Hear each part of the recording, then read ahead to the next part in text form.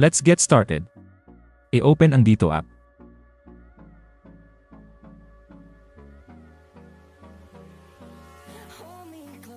Click here. Pindutin dito para masimulan na natin ang pag-register.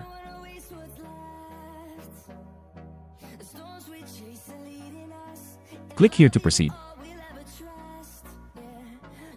Click here to start the registration. Please select type of registrant.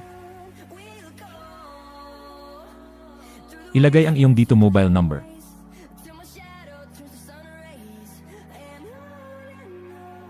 Hintayin ang OTP o one-time password. Ilagay dito ang OTP na ipinadala sa mobile number mo.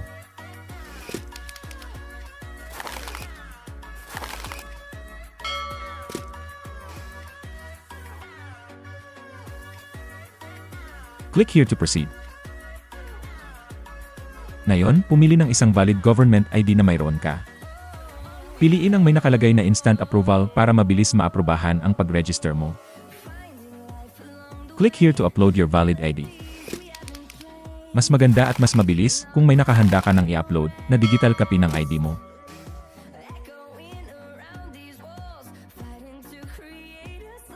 Siguraduhin mo lang na maganda ang kuha at nababasa ang mga detalye. Sa pagkakataong ito, kailangan naman nating mag-selfie.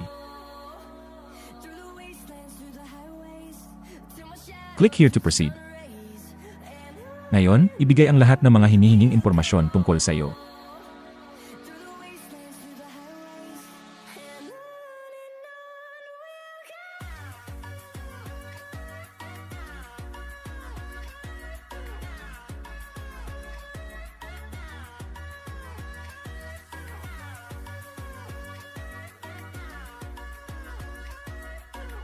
Click here.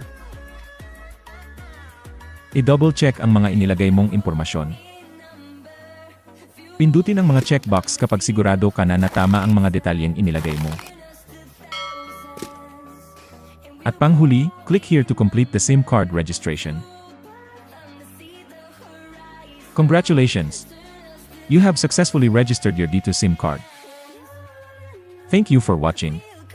Don't forget to like, comment, and subscribe.